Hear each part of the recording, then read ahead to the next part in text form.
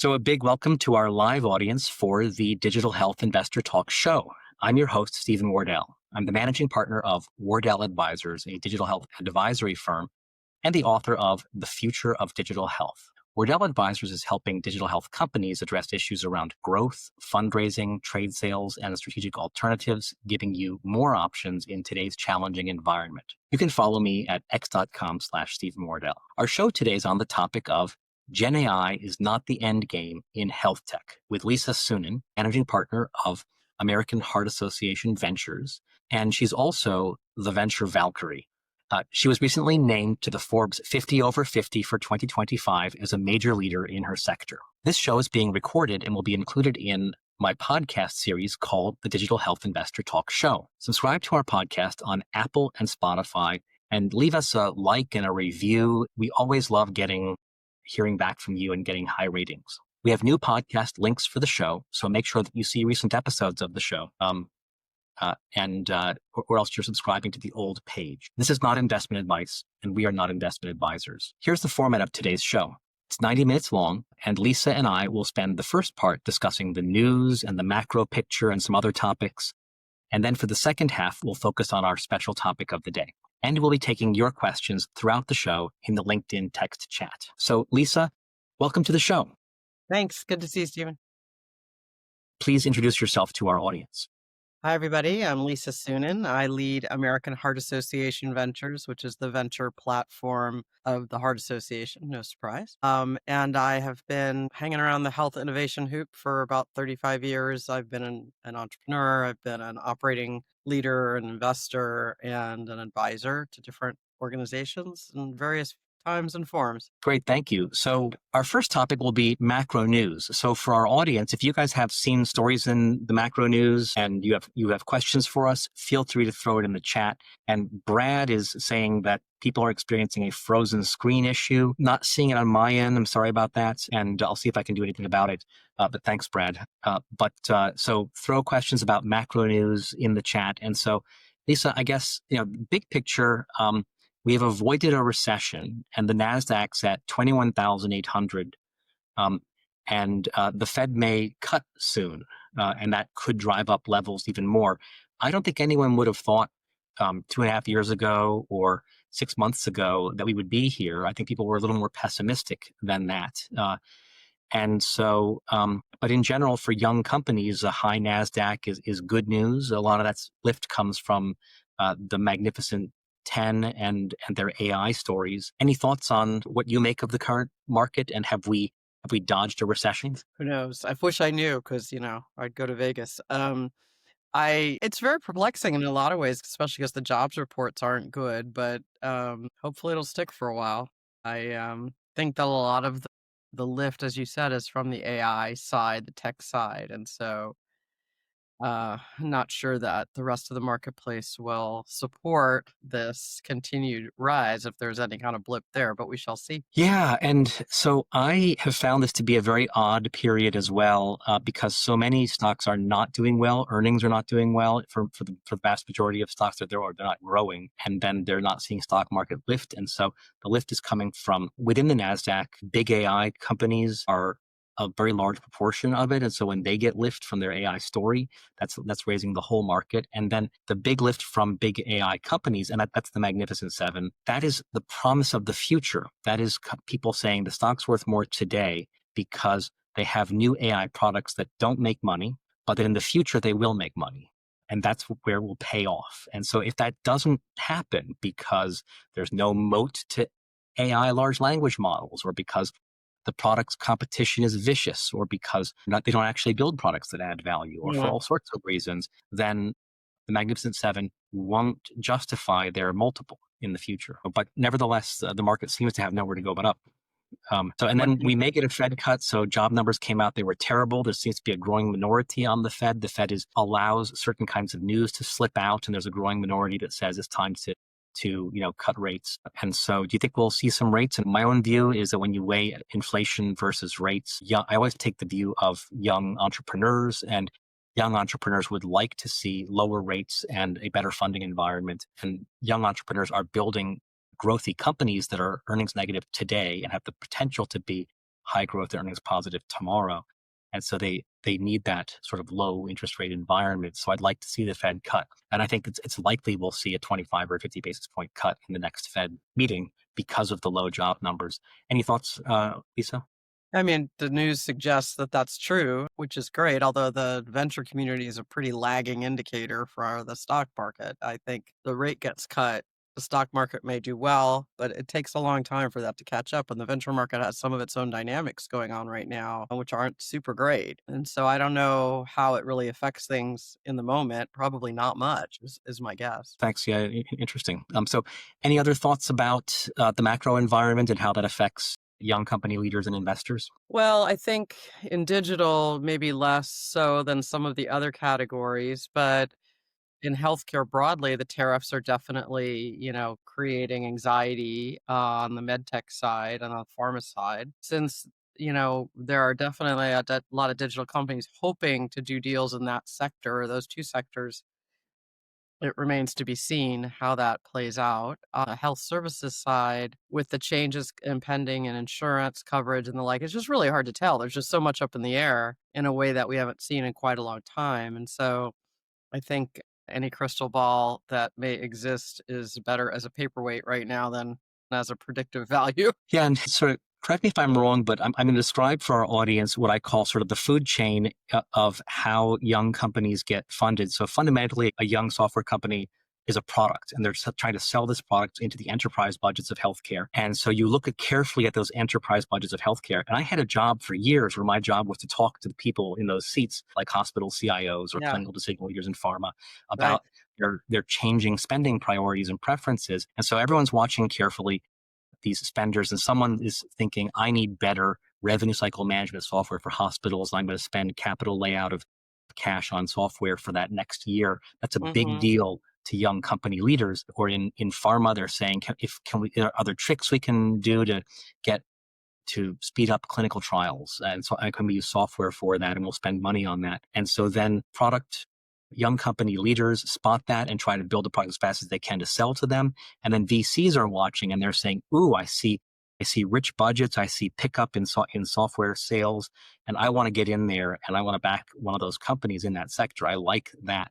And so what's happening is, it all starts with the enterprise budget, like the clinical leader budget or the commercial leader budget in pharma or something like that. And those people are saying, well, things are so uncertain, and my overall budget might be down 5% next year. And so what am I going to spend on tech? What's my new spend on tech next year?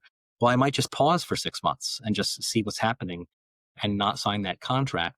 And then that is not good news for the innovative young software companies.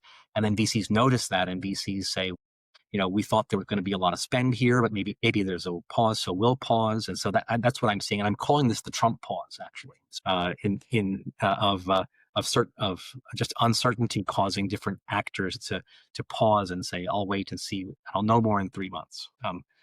So Yeah, that's kind yeah. of I mean, I think you're describing a part of the market. I'm not sure you're describing all of the market. I think a lot of VCs who are dealing in the earlier stage than that are not looking at hospital budgets so much, but at the problems they're trying to solve or that they mhm. believe need to be solved based on the kind of being futurists about it. What do we see the likely scenarios playing out based on what's happening in the world right now? And helping fund companies that'll solve problems that are emerging or anticipated. And I think the scenario you laid out is one that's more of a mid-stage, late-stage company scenario where you're looking at flow of funds to existing problem-solving organizations that have been well characterized, like RC or revenue cycle management and the like. So it's there'll always be a market for funding things that are the wild, crazy next, idea. I mean, 10 years ago, 12 years ago, or whatever the number is in that range, who was thinking the big budget's going to be for AI? Not a lot of people, right? So, but people were funding those organizations and starting to think about it. Now there's a lot of later stage, funds focusing on that as the essential characteristic of a lot of deals. So I think there's differences, but I think, moreover, liquidity in the market drives funding into venture funds. Funding into venture funds drives funding into companies. And right now, there's a real lack of funding into venture funds because there's not a lot of liquidity in the market. So companies that don't have money don't put it into funds, or they put it into sure bets in a weird and you know, uncertain economy. That means it's not going to little companies. That's why I think so much of what we're seeing right now is fundraising in very late stage organizations, large amounts, trying to sort of own that sector and plan to roll up the smaller companies. But valuations, it's been interesting because despite all that, valuations are still overblown in a lot of in a lot of categories on the venture side. So it's a very weird set of dynamics going on. Interesting. Thank you. Yeah, I learned a lot from the way that you put it just then. So that's great. So now we'll just dive a little bit into, when we touched on this already, but the environment for fundraising, consolidation, M&A, and IPOs. And so the news Hmm. here is that Klarna, a Swedish online lender, IPO'd on the NYSE, and their stock popped up. That's today. Their stock popped Hmm. up 30% to $52. Wow. And so this was reinforcing that the IPO window is open. So in January, people were very upset the IPO window still wasn't open, but they thought it might open, and it did. And surprisingly, everyone thought it would open with huge tech or big healthcare, and then that would sweep along digital health. But instead, it seemed to kind of open with Hinge and Omada. Like nobody would have ever guessed that, which are youngish, middle, Hmm. early middle age digital health companies. Older And then, millennials. Yeah. uh, we- um, and so the IPO window is open. And so then what we expected was, once it was actually opened, you would see a flood of digital health unicorns. There's over 100 unicorns, and that hasn't happened. So this is odd. There were three IPOs: Hinge, Omada, and Heartflow, which is an AI-powered cardiovascular diagnostics company. And there have been some rumors like that Maven might be next, or Aledade, or Datavant, or Transcarent, or Verta. And I think you heard a rumor that one might be in the Come wing, Commure. And it's still early. It's only September, and so we could certainly see some of those before the end of the year. Now, we also thought there would be a major uptick in consolidation. There's been under consolidation since like 2009 in digital health. Well, I think there's been a lot of consolidation, but it's little tiny stuff. So you don't see it disclosed. Lots of little tuck-ins, lots of product acquisitions that are more like acqui-hires or product takeouts, not really acquiring the stock of companies. There's lots of roll-up stuff going on right now, and there's a lot of PE activity on that front too. But I think there's not the big a kind of toss your hat in the air kind of stories that we'd love to see. I know we have some companies in our portfolio that are getting courted. This is more medical device, though, interestingly, than on the digital side. But, those aren't done deals. And so we'll see. It's a very slow and deliberate time. Mhm. And so there's been under acquisition for a very long time in digital Mhm. health. There's kind of a hope we'll see a catch up in acquisition, but there'll also be some wind downs as well. But what I've been hearing is that things are still slow because many companies have messed up cap tables and moved slow to sell, and then there's just not a lot of buyers that are cash flow positive buyers Yeah.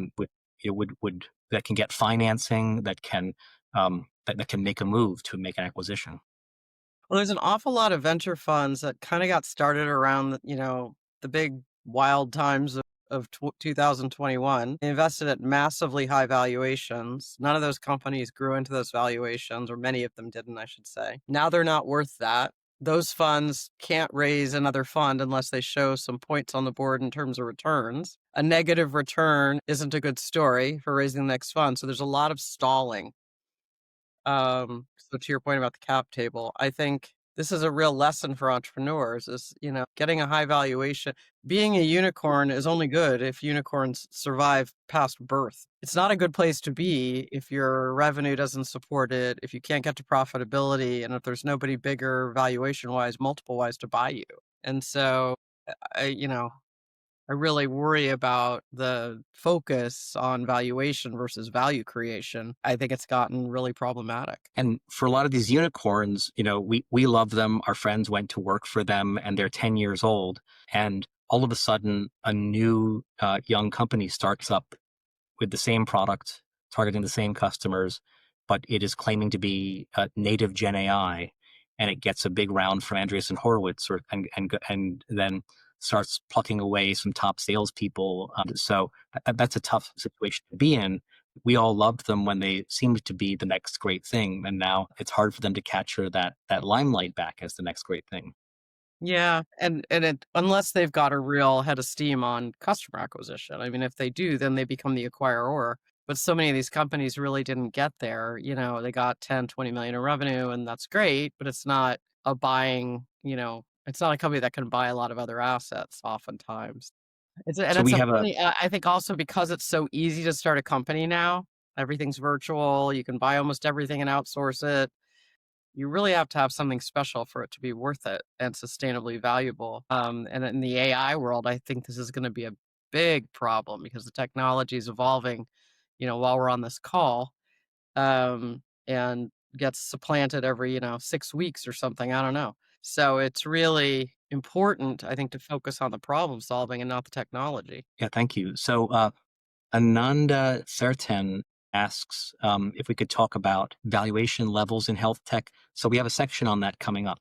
Thanks. And then Thomas on the call asks, what's the vibe out there for seed early stage funding for direct to consumer digital health, ones that might not be unicorns? So early stage direct to consumer. So my take is, in general, we talk here about digital health investors, and the vast majority of digital health investors are not consumer investors. There has been a minor wave of interest in consumer. This could have been sparked by the story of Noom, also by GenAI, also by GLP-1s have a consumer angle to them, and also by the longevity sector, which is going through an improbable singularity right now, and which sells a lot of what they sell is to the consumer budget. Some investors have come into this. There's actually an adjacent sector, which is the consumer tech, wellness tech, healthy living type sector. Right. Those are not healthcare investors, they're consumer Hmm. investors. And the joke is they can't spell FDA. And you have access to those. And so I would look at, there's Activate Ventures in New York and Primary Ventures in New York have taken a look at a direct to consumer recently. So I would look at both the small number of healthcare investors who like consumer and also the consumer tech investors, of whom all the consumer tech investors I mentioned, they go to the Consumer Electronics Show in Las Vegas in the winter, and I would go there and talk to every consumer investor. So, Lisa, Yeah, what do there in South by Southwest, a lot of these guys show up too. I mean, I think, it seems like we pop into the healthcare and consumer space collide like every 10 or 15 years a little bit. And I don't know if it's because the one or the other becomes so undesirable that people are desperately looking for another door, or if there's actually an opportunity. I don't know. I mean, I don't consider a lot of those consumer deals to be healthcare deals. Like you said, I just don't look at them because they're not scientifically grounded. There's things like a lot of the longevity and wellness stuff is supplements that have no scientific basis, and weight loss and exercise, which is great and important. And, everybody knows those are good for you, but they're not really going through the same kind of buying channels. So they're not typically the focus. And a lot of VCs in healthcare don't like funding advertising budgets, high, consumer advertising budgets. So it's really a different kind of business, I think. Brad has a question. What advice does Lisa have for how companies should embrace and structure for solution versus technology, as well as how they should layer their story? AI seems to be such an overused claim. So, how should companies sort of embrace and structure being a solution versus a technology, I guess, is the question. Oh, this is the bane of my current existence, really. I mean, if you look at health, again, I'm a healthcare investor, not a general tech investor. I'm not a consumer investor. But I think if you look at the healthcare marketplace, the buyers want to solve particular problems. They're solving the problem of physician burnout or physician overwork or patient access or getting their claims paid fast or whatever it may be, right? Or getting a drug to market or getting a medical device through a clinical trial, whatever it may be, solving a clinical, problem of diagnostics that's not yet solved. And to the extent technology plays a role in solving that problem, I think that's the way to look at it. It's a means to an end, not an end. Many investors, especially those that came out of the tech side, although some others too, are looking, if they don't hear the tech story heavy and forward, they lean away. I just had an experience with this with one of my companies. And, what people tend to forget for some reason I still don't understand is somewhere between 60 and 70% of all healthcare spend goes to services. It goes to physicians and clinics and home care and hospitals, not to pharma, not to devices, not to other things and not to tech. It goes to services that use the other things. And so for reasons I will never fully understand, services is always out of favor these days, and yet it still is the bulk of where dollars go in healthcare. Certainly, it's true that AI or other technology that enables faster, better, more accessible services are good things as long as the services remain good or are improved. So I think you have to think about that. What is the tech enabling? What is it solving for aside from just being cool, aside from just being, pick your buzzword du jour. I deliberately counted last night. I drove from Palo Alto to where I live across the Golden Gate Bridge, and I saw 19 billboards for AI products. We don't even have a lot of billboards in California in this area. All of them were either AI or fintech. It was crazy. Now, granted, I live in Silicon Valley. I get it. But really, I mean, it's not what most people are buying on their way home. They're going to the grocery store. So I find it really fascinating how this has taken over the narrative, and in healthcare, it's not always proving to improve things. Most of the money that's being spent, most of the money that's being allocated is for administrative back office functions in AI and related healthcare tech, not for clinical. There's a lot of talk about it. There's a lot of action. There's a lot of activity. There's a lot of wish. There's a lot of hope, but there's not a lot of reality to it yet. And so what are the problem you're solving? You're solving an efficiency of operations, a workflow problem, whatever. How do you talk about your technology in the context of doing that differently? I think that's where you have to focus your energy. Great, thank you. And so now we're going to shift to business and trade journal news. So for our audience, if you guys want to throw any stories in the chat, we can react to those stories. I like to look at stories that are about fundraisers and try to figure out what it means, what we're seeing Mhm. for fundraisers. But I think I'll jump actually to one instance, which is a few weeks ago, Sam Altman of OpenAI, he said that OpenAI was now a legitimate PhD expert and should be used for your health. And he said it can help Certainly you it's going to be used understand. for his health because he's making money off of it. He said it can help you understand your healthcare and make decisions on your journey. And he said that health is and will be one of the top use cases of ChatGPT. So, what do you make of this? Do you think that it's not a healthcare company, but it's making a bid into healthcare, which is usually ill Yeah, it's advised? hired some pretty solid healthcare people lately too. Look, I'm sure that every one of us Googles our symptoms or chat GPTs our symptoms or whatever, perplexity, whatever thingy you use now. And there's some value to knowing what questions to ask when you go to the doctor. But I think people that are self-diagnosing without context or relying on these technologies, which are imperfect at best at this point, in lieu of trained medical care are it's like the people who are their own lawyers, not well advised. So is it good to arm yourself with knowledge? Sure. Is it good to be overconfident in what the thing tells you? No, because if you left an extra space in your query, it'll give you a different answer than if you didn't. And that is a fact. And we aren't quite there yet. And context matters a lot. I think a lot of times we think that something is something because that's what we hope it is. And so we have to be careful how we contextualize it. Then I'll call out one fundraise story, which is AI patient engagement platform Hello Patient has announced a $22.5 million Series A financing round led by Scale Ventures and VC, Bling Capital, Max Ventures. And Hello Patient is a scheduling system that integrates with EMRs that engages in conversational AI conversations with patients. So I think that's very of the moment right now, is to have conversational Mhm, AI that integrates with an EMR that does an administrative function that gets interest from VCs. I saw a mhm. couple AI stories out there, and I saw a value-based care story out there, and I did not see a lot of fundraisers. So this is looking backwards about 3 weeks from today. Didn't see a lot of fundraisers, and that suggests that there haven't been a lot of fundraisers in the last 3 weeks. But what we are seeing is things like later stage chronic or value-based Mhm. platform, chronic kidney disease, or AI stories getting funding. Is that what you're seeing, or what do you think? Yeah, but August is always dead. I mean, last 3 weeks are not good fundraising weeks. Every company that's smart is not trying those 3 weeks. So, I'm not sure that time there's timing and cadence to venture just like anything else, and I just don't know that that tells you much per se. I bet you'll see if you look 3 weeks from now and look back, you'll see a flurry. And even just in our own deal flow, we're seeing a flurry of inbounds all of a sudden post Labor Day that, we saw very little in August.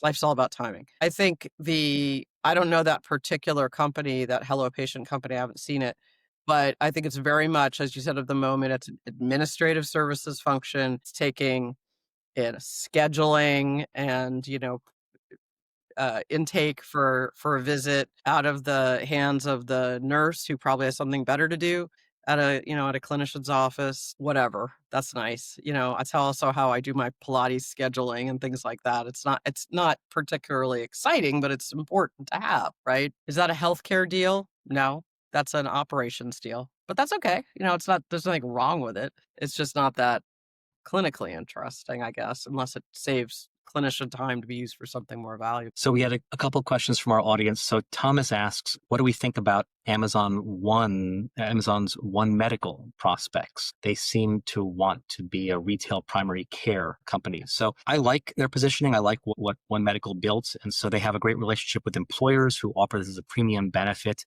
And then also there's patients who like the idea of a national chain that is premium. And then they have built into their business model this concierge fee, which just gives them a lot of latitude and leeway to do things like build a great app for them. And so I think they're well positioned to be kind of a middle class and upper middle class preferred product. And I see them opening in fashionable neighborhoods. Like I live in Davis Square, Boston area, and one opened up here. I didn't expect that because we don't have big employers around here, but nevertheless they did. So Lisa, any thoughts on Amazon One Medical? So they're not just retail and not just employer. They also have deals with lots of health systems to be sort of overflow for them or the front end for them. I mean, they've been pretty smart about it. I'm a One Medical patient. I don't care that it's national. I just care that it's here and that I like my doctor. But it does have a nice interface, to set up appointments and all that.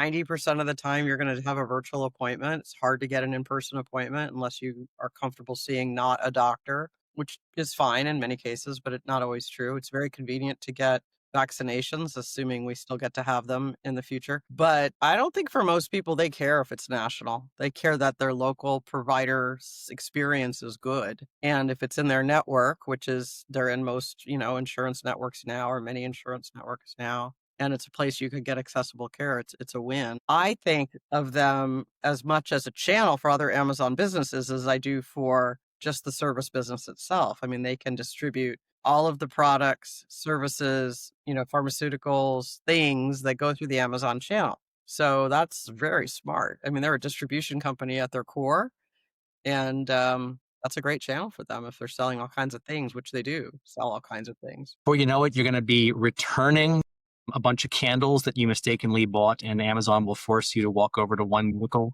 to drop off your candles, and then the nurse receptionist at One Medical will take it and scan it and throw it in a box, and then Exactly. someone will ask you if you want your vaccine on the way out. Well, the guy comes to your door to deliver your cat food and give you a vaccine in your front porch. Oh yeah, they upskilling and upgrading their delivery drivers, absolutely. So and then JT says, what do you think of AI in healthcare if we stop selling to systems and start designing for doctors or nurses as consumers, giving them tools they actually choose to use, and gives as an example open evidence. So this is really interesting. There haven't been that many things that are designed. So doctors and nurses make decisions about spending vast amounts of money that come from payers and go and are spent on patients, but they're seldom targeted for themselves individually as someone who might buy a continuing education piece of software or someone who might buy a citizen watch Mhm. or something. But who is that guy? There's an entrepreneur in California who has built multiple companies giving doctors tools that Gordon? You mean Schlein? uh, say again, Gordon Schlein? I'm thinking of Hippocrates and the new one. Oh, gotcha. Yeah, I can't remember his name. I'll think of that. So the market of I mean, AI in healthcare, where nurses and doctors are the primary users, and it's catering to nurses and doctors, like open evidence. I think open evidence is very, very clever, very interesting. yeah, Will there be a it's the lot next like that? generation of the product. They used to use whatever it was called for the same purpose, basically. It's, a much more sophisticated version of whatever that thing used to be called, I forget. But, I mean, I don't think of them as, I mean, they are the users, but they're not necessarily the purchasers most of the time. They're purchasing through the business. They get a subscription through the business, or through the health system or whatever. It's got to, if they're in, unless they're a concierge doctor working for themselves, or a doctor in their own practice, assuming there's any of those left, um, they're not paying for the software. It's got to go through the system. It's got to go through the security and the privacy, gates. It's got to have SOC 2 compliance. It's got to go through all the hoops to make sure that their system will allow them to use it. So I don't think there's a lot of I mean, I think there's a lot of physicians and nurses using software in the context of their work, including open evidence and things like that, but they're generally not paying for it out of pocket. Yep. And the company I was thinking of was Doximity is the company Yeah, that's founded by yeah, the same guy who yeah. did Hippocrates. And yeah, so in healthcare, the buyer is not, and that's Jeff Tangney is the one I'm thinking of. Mhm, So usually in healthcare, the buyer is not the decision maker, is not the user, and right. then the user is the patient usually, and they're looking at this thing and saying, "I would never have chosen that. That looks kludgy. I would never have chosen that." And then Oh. the user is also thinking, "This isn't made for me," or I'm sorry, the decision maker saying, "This isn't made for me." And so it's because of these different interest groups or these different stakeholders who Doximity, I are. mean, their core business originally anyway was really placement and things like that. It was things you don't do at work because it's antithetical to what your work wants you to do, right? Find a new job. Now they do much, much more. But again, I don't know. I don't follow it anymore. And Jeff's a very sharp guy. He's done a really good job at that company. It's worth a fortune. But I don't know where the bulk of their revenue is coming from enterprise versus individual clinicians anymore. So we're going to do a little section on what's happening in venture. You mentioned a little bit of this before, but Mark Andreessen has gone and intentionally dropped a bowling ball in the pond of VC by saying that in the future, there's going to be a barbell of funds. There's going to be giant venture Mhm. funds that have political clout. He says political clout is going to be really important in the future. And VC funds were very happy to not have to spend money and bother with that in the past. And that's because they're going to be building full stack companies that challenge incumbents who already have political clout. And then there's going to be little boutique venture funds that get stuff early. And the stuff in the middle is going to be disadvantaged and have trouble. And so what has been going on in venture the last few years? There's clearly a lot of turmoil in venture. Can you tell us what's going on and what's happening now and what's happening in the recent past, now, and in the future? Well, I mean, I hope he doesn't think that's an original idea because once again, it's part of the cycle. This has happened before and it will happen now and it will happen again is that you get these giant funds with the political clout thing. I don't know. I mean, whatever. People with political clout have influence and people who with no political clout don't, but they don't always win or lose because of it. I think that we go through typical cycles of funds that, where you have lots of, very big ones and it leaves an inability for them to invest in the smaller, earliest stage companies. So smaller micro VCs and small VCs pop up. They get funded. The ones that do well, the next time around, they want a bigger fund, and then they want a bigger fund, and then they want a bigger fund. And so by then you get all these mid-sized funds again, and some of those make it and some of them don't. And the ones that make it turn into the big funds, and then you repeat the cycle all over again. So I mean, he's kind of right, but I don't know about the political clout thing. And I think being a company creator is definitely in vogue again. It's not again rocket science. Kleiner Perkins did this in the earliest days as well, and has gone in and out of that. We did that at GE Ventures. We'd create companies. We do it now at AHA Ventures. So this whole studio incubator thing is a thing. When you're doing it with lots of money, it looks more like PE, right? You're doing a roll up or buying assets. Not new idea, not a bad idea, just it's not original, but it's there, and that's fine, we'll see that as well, and I think that's actually one of the best exit opportunities right now for a lot of these young companies is to go to these roll-up programs, the political thing is a bit of a red herring if you ask me. So now we'll move on to a section about this is one of our crowd pleasers is what is a technology that has improved your life, something that's affordable to our audience they may not know about, may not have thought of. And I'll mention that we're in a renaissance of batteries that support phones and laptops, external batteries that might weigh a pound, they might weigh 2 pounds. Mhm. Sometimes they're lithium ion. Sometimes there's this thing called like LifePo, which is a new technology and they're better than ever. They're cheaper than ever. And so what I do is I have turned my car into a always battery powered car. So obviously, lots of times when you're in your car's off, and you can't take power off of your engine battery, your Right. starter battery.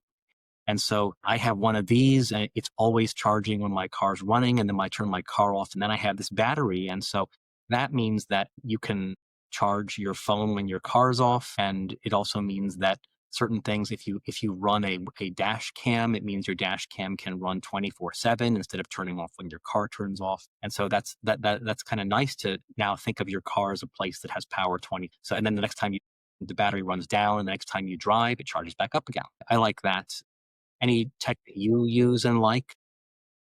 Uh, not really. I mean, I'm pretty simple. I use my phone a lot. I use Spotify and I have, wireless speakers around my house. I like that. I went to a concert last night, and I was able to download some songs that I didn't know when I heard them, things like that. But I don't do anything particularly wild on the technology front. I am finding more and more that the small medical devices that I'll use will have apps for tracking. I'm not a super tracker type, so I don't look at it much, to be honest. But I think for some people who have more complex conditions and stuff, that's probably really valuable because it helps them think about how to adjust their life. But honestly, I mean, for being a health tech person, I don't do a lot with that stuff. My most exciting technological appliance is my phone. And I've seen a growing number of people who are using the native voice part of ChatGPT as well. That's kind of interesting. So when I use ChatGPT, I'm usually asking long written prompts in a web page, and then I get long text answers out. But the version of just speaking to your phone when you're driving, when you're walking down the street, Hmm. it's getting better and better. Yeah. It is. It's definitely getting better. Although my car is set up so you can't use the voice thing for certain functions when you're driving. So it's sort of antithetical because they don't want you being distracted, which is a legitimate concern, I think, to a certain extent. But I don't know. I see people driving and doing all kinds of things I wish they weren't doing. A new thing I'm seeing is that a lot of us are familiar with how you could have a screen and then you can put a layer over the screen, and it means only the person in front of the screen can see the Hmm. screen, and someone 20 degrees off angle can't see the screen, it goes Yeah. black. Yeah. Now they're putting full size screens in the front passenger seat, and that person can watch a full movie, and then, but they've done this angle thing so that the driver is not constantly looking over Yeah. at the romantic comedy and trying to figure out, what's going on. So that's probably wise. That's because they're busy looking at the big full screen on their Tesla so they can be distracted by that instead. I don't So know. I mean, again, technology, thank God for it. I wouldn't have a job, but it'd be nice to sit still and read a book once in a while or be in the car having a conversation. I mean, I had the best conversations of my life with my kid growing up in the car because they were staring forward, not looking at your face. They'll talk to you about stuff, and if they're watching a movie with their headset on, you can't talk to them. So I don't know. There's a time and a place for technology. I think it's getting, frustrating to never know if somebody's paying attention to you when you're trying to communicate with them. So I don't know. It's a mixed bag. now we're moving on to our next category, which is upcoming conferences. So I'd say 3 conferences coming up worth looking at. The first is Resi in Boston. So Resi is a conference for biotech primarily, although software companies that sell into pharma are also at Resi. And this Hmm. is in Boston, September 17th. And there's a track on longevity biotech at this. And I covered longevity tech and longevity biotech as well. Hmm. So Resi, great fundraising conference in Boston, September 17th. That's one I'm following. And then there's a big MedTech conference coming up. MedTech is a AdvaMed, sector yeah. in transition, which is the MedTech conference by AdvaMed coming up Hmm. In San October 5th. Diego.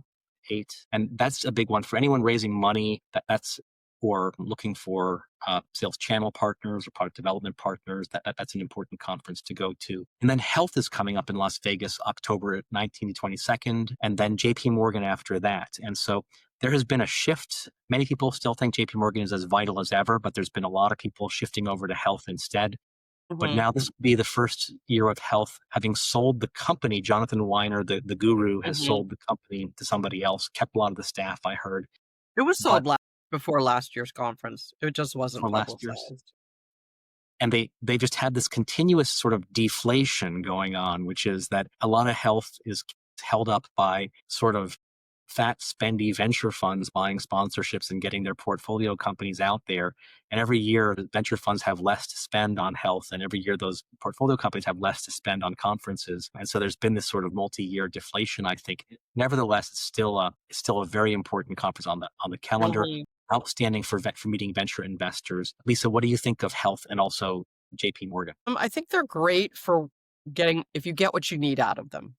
I tend to like I go to health and I'm speaking at it this year. I go to JP Morgan, not to the conference itself so much since I'm not really a public investor, but I go to things peripheral to JP Morgan, not as much as I used to. It's gotten a little insane and a lot of people don't come anymore. But I'm gonna go to the AdvaMed conference for a day. I usually go to the LSI conference, which is more of a med tech conference. But since the convergence of med tech and digital is ever growing, there's interesting things there. And they have conferences in Europe as well as US. But a big one for me is American Heart Association Sessions. It's a massive cardiology and neurology conference that happens in November 7th, 8th, 9th, 10th, I think. In this year, it's in New Orleans. It's been going on for many, many years, but it's always really valuable. A lot of health tech stuff goes on there, as well as other types of healthcare things, very clinical, very scientific, but also business conference. We also have a big focus on the European Stroke Conference, which just completed last week. So for me, it's more interesting more and more to go to the more narrow focus things, even if they're large, but the things that, TCT for cardiology, or there's a really good mental health conference, a behavioral health tech conference. So I just, I think it depends on what you're looking for. You can find a bit of anything and everything. And I think more often for me, the value of the conference is in the meetings, a place to meet lots of people in one place than it is in content per se. Yeah, it used to be that the whole year long, you make a list of your contacts you need to drive your agenda in the next 12 months, or your aspirational contacts, or your geographically undesirable contacts. And then you write all of them in the lead up to JP Morgan. Now, this isn't quite as Yeah. true today. People, not the same high percent go to Hmm. JP, Pre-Zoom life. but you just write them and assume they're going and say, let's meet in a hotel lobby. Many of them are in meeting modes, trying to do 8 or more meetings a day, and most of them, and they can't fill up their meeting slots. And so they're very grateful if you offer to fill up one of their meeting slots. And so they accept. And then you meet with people, and then you're walking 7 blocks in the rain with a ruined umbrella, between hotels on Yeah. a I've nasty lost more day. than one pair of shoes at JP Morgan. So, and that's fading a bit because health intentionally targeted to steal. JP Morgan took JP Morgan took its part of the conference, which is less than 25% of the conference, in the direction of big biotech. And then health stole away the health software innovation people to Las Vegas a couple months earlier, and had them spend their budgets on that Hmm. conference. And then they don't have budgets left over when it comes to JP Morgan. So let's see. So the next is personal notices. And so this is where you have a chance to mention any ways people can get in touch with you, or places you'll be, or shows you're speaking on, or Yeah. if you're going to be on CNBC or something. And so, Well, the best way to find me usually is to look on my blog at venturevalkyrie.com, and I list where I'm speaking or presenting or whatevering, and list some of the media I've been in. I do a lot on LinkedIn, so you can usually, track me there. Best way to reach me if you have a cardiology, neurology, or related condition type of thing is either on LinkedIn or my email, which is lisa.suennen@heart.org. And I'm pretty visible out there, so I'm pretty findable and welcome the opportunity to talk to folks. Please do us all the favor, including yourself, of making sure you understand what we invest in before sending us your deal, because I get a lot of stuff that doesn't apply, and I'll write you back and say thanks, but no thanks. But it'd be, you know, don't waste your time. But we are focused on health for women all through the cardiology, neurology, and related conditions lens. We're focused on medical devices and health tech for cardiology, neurology, and related conditions. And by related conditions, I mean metabolic, autoimmune, anything that can cause a brain health or heart health problem to arise. We think about all stages, although the earliest stage is more related to our studio. So if you want to co-create a company, we don't invest in seed stage companies except in social determinants of health areas that relate to cardiology, neurology, and underserved populations, rural populations, etc. But we're happy to talk to folks, excited to talk to folks, and look forward to the ongoing conversation. That's great. That's a great way to sort of explain what you do to our audience. And so I've got some longevity tech events coming up. So I'll be in Manhattan coming up in 2 weeks, and I'm doing a longevity tech night on Wednesday, September 24th with Alex Fair of MedStarter Reputation in Manhattan, Wednesday the 24th. And then I'm also going to be co-hosting a age tech and longevity picnic in Central Park on Sheep's Meadow on Saturday, September 27th in New York. And that's with Age Tech New York City and also with Longevity Global New York City as well. Will you So be together. serving, like, testosterone crackers or something? So for a picnic, that's a good point. Preliminarily, we're going to have some announcements. We're going to have a longevity call to action, exciting talk, and we're going to um, do yoga. So yoga is how we're going to live longer. We're going to have Awesome. some One time easy in the easy. park yoga. Love it.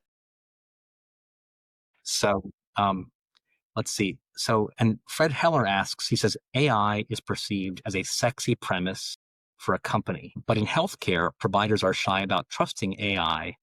Um, are healthcare investors aware that LLM-centric solutions may have this gap in acceptance with providers? How are investors viewing AI centricity versus providers viewing AI centricity? Is there this gap between that investors will back something and then providers won't like it? Yeah. I mean, there's a gap. Well, there's a gap between what companies are working on and what's been accepted and adopted. I don't think most, certainly there are some investors that are ignorant about this, but not most. Some are more in denial about what the truth is at this point, I think, than they are. But they may be right in the end. I mean, in the end, it sort of depends on your time horizon. If you're looking for companies that have large revenue now in this sector, you're not going to find them. If you are looking, 20 years from now, you will. So it all depends on your time horizon and hopefully the efforts to improve the outcomes, validate the AI with good data, make it more reliable. I still think that humans might exist, 20 years from now in the future doing things. It always amuses me to think that if we put everybody out of jobs, there will be nobody to write checks to these companies. So I don't know, it'll be interesting to see how fast. I started investing in predictive analytics back in the late 90s, and I'm still waiting for a good return. It's just, I don't know, it's always right around the corner, but the corner may be farther than we think. So now moving on to the second half of our show, and this is about how Gen AI is not the end game in health tech. So we saw in terms of hot fundraising deals that Gen AI companies are still getting fundraising. It's still a buzzword. Sam Altman and others raised the idea we might be in a Gen AI bubble, possibly. But since then, we've not seen any kind of pricking of the bubble, and many companies are being founded that are just have an LLM or have a Gen AI wrapper on an LLM to do something. And so you're putting a sort of a you're sort of throwing down a gauntlet here, saying that Gen AI is not the end game here. Can you tell us about what you mean by that? Well, it's kind of like what we talked about, I think, Stephen. It's just like, I remember, because I've been around at this game long enough that when the internet was newish, back in 99 and 2000. You'd have companies come in and say, here's our internet product and solution. We're an internet company.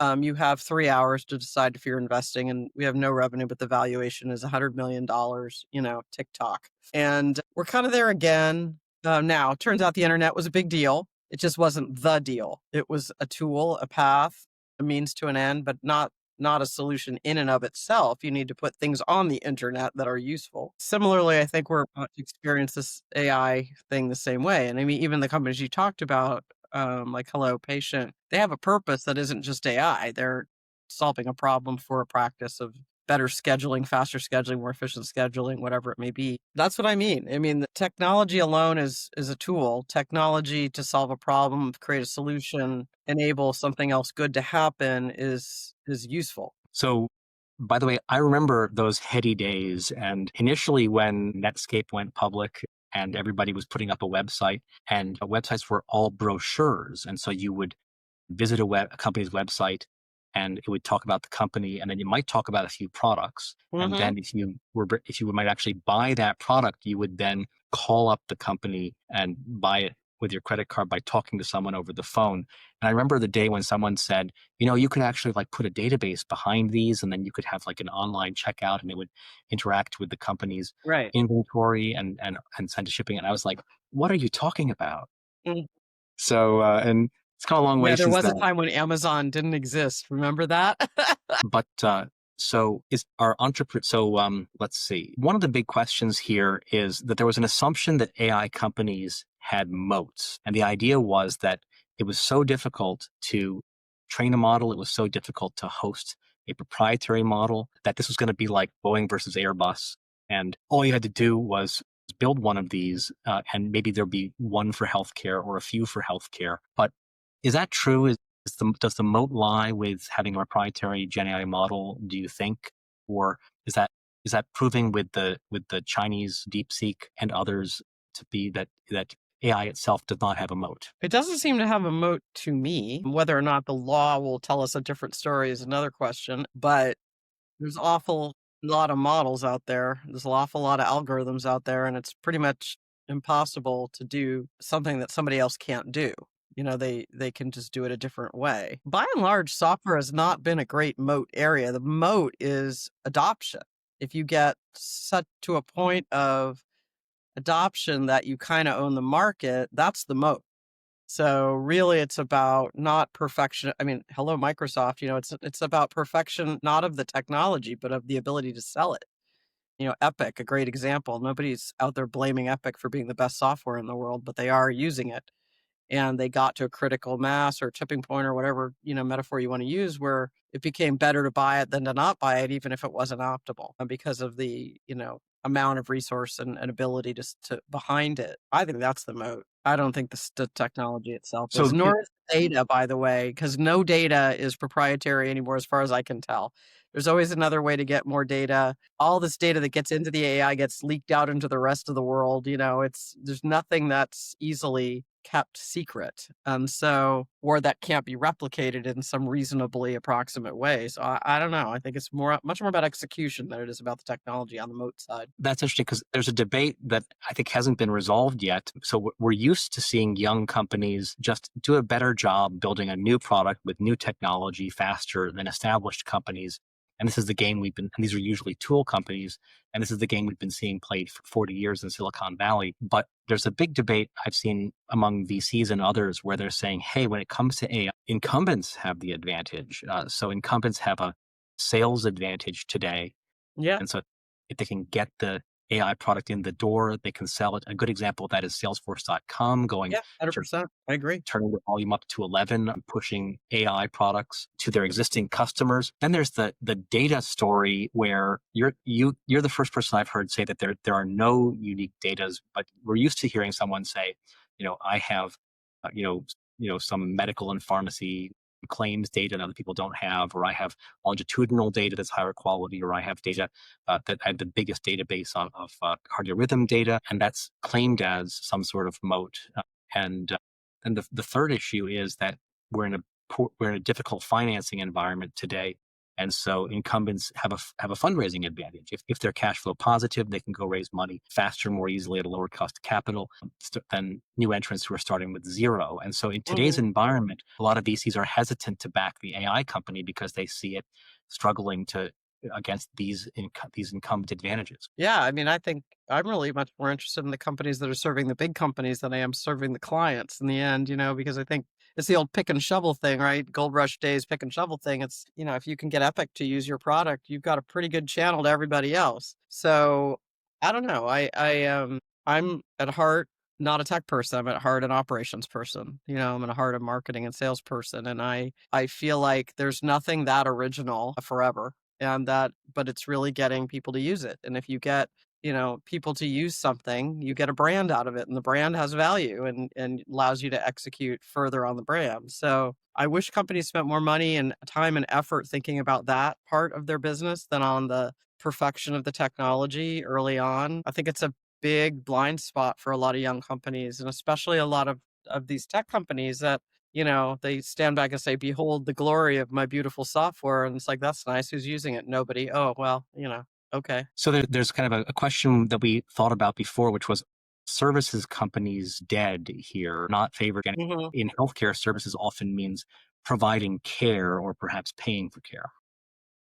Yeah. Well, I mean, we talked about it a bit earlier as well. I think services are still somewhere between 60 and 80% of healthcare, depending on who you ask. Companies that have services only don't have software margins. VCs somewhere along the line decided that software margins were essential to everything. And I mean, looking at the stock market, I kind of get it to a certain extent, although these very, very large companies don't have the kind of software margins that we all talk about in venture. But if the software is not enabling the services, I'm not sure what good it is, really. Even the ones you mentioned, really they're enabling the practices to do better at something else that they do service wise. So, but I just had an example of this. I had a company that we helped start, co-create in the cardiology services area. They went from 0 to about 6 million ARR in just a few months, which was pretty amazing. I don't see that a lot. And they really struggled to raise their first official round because people said, "What's your AI story?" And they said, "We kind of don't need one that badly." I mean, there's things they can do with technology to make things better, but they're going pretty well, on what they're doing. In the end, they raised their money, they did well, and they got oversubscribed, but it took a lot of effort. And I often think some of these companies just have to tell a story about AI or software or whatever just to get listened to, even if they don't really fundamentally need it to run their businesses. I don't know. I'm also came out of the health services world, so I have a different point of view, I think, than some, but I'm pretty sure that health services are gonna be around for a while. We're not gonna be going to Dr. OpenAI for everything. So there was a joke at last year's JP Morgan, which was that there were only two decks at JP Morgan. And the first deck has only one slide and it has only one bullet point. And the bullet point says generative AI on Mm. it. And then the second, and that company's 1 year old. And the second deck is from a company that's 2 years old. And that has one slide and it has six bullet points on it. And the first five are last year's slide. And then the sixth bullet point says generative AI on it. Um, where does there's software companies that sell into the administrative side of healthcare, including billing, and that's going through a possibly deserved bubble right now. And with Epic entering the fray and a bridge before that, and here in Boston, there's Codometrics, very exciting stuff moving very fast. And then there's selling into the clinical side of healthcare, and here it's just moving very slow. There's caution because of there's known flaws with generative AI, like that it can't explain itself and it makes stuff up and that sort of thing on the clinical side. But what about and so that's an understood divide that's happening right now. But we're going to fix that, and there's going to be clinical side stories soon as well.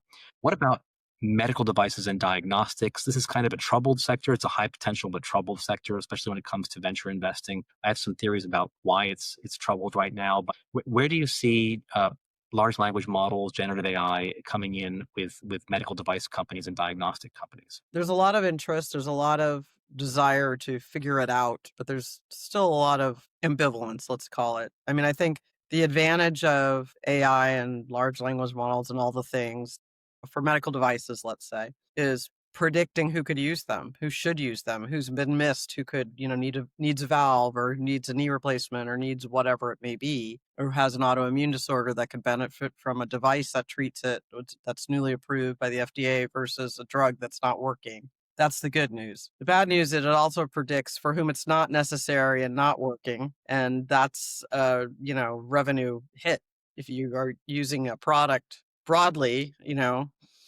and half the people use it for don't really benefit from it or won't benefit from it, then that's the counter argument.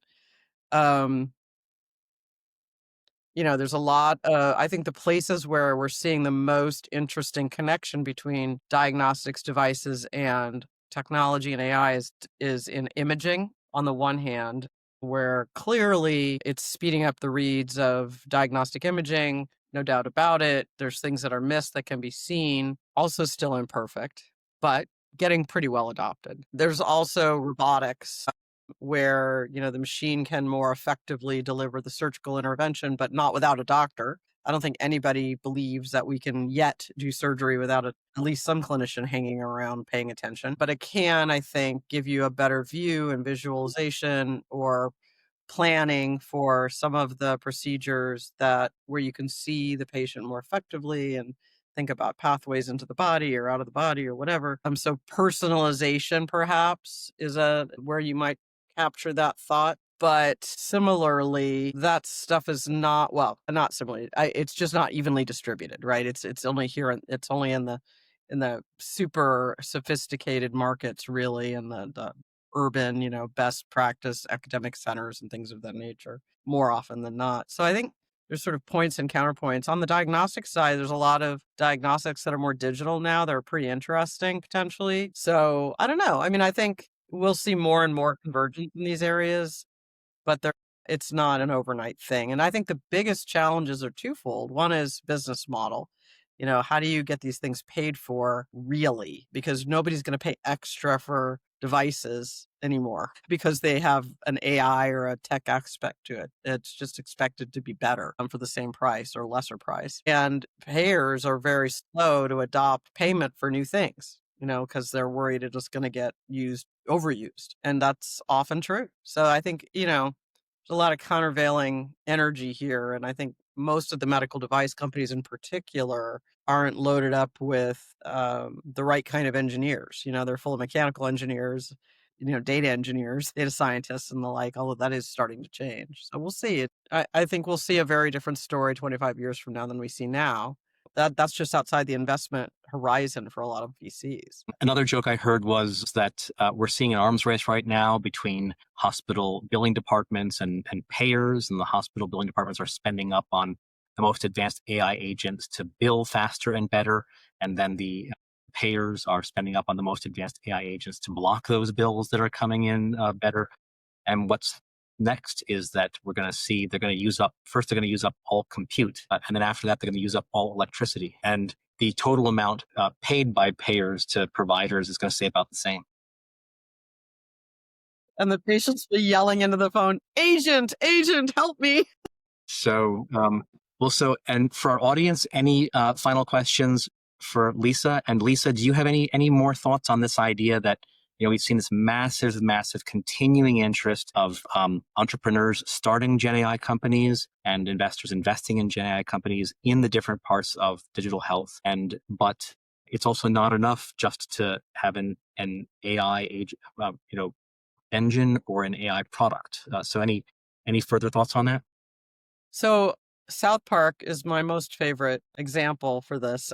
There was this recent South Park episode about AI and AI agents, agentic AI, where it was, giving you what you wanted to hear, and it was, pretty hilarious but poignant in a way. But my favorite South Park episode of all time is the underwear gnome episode, where the underwear gnomes are asked, "How do you make money? Why are you stealing all the underwear?" And they said, there's three parts to the business plan. The first is you steal all the underwear. The second is, and the third is there's lots of profit.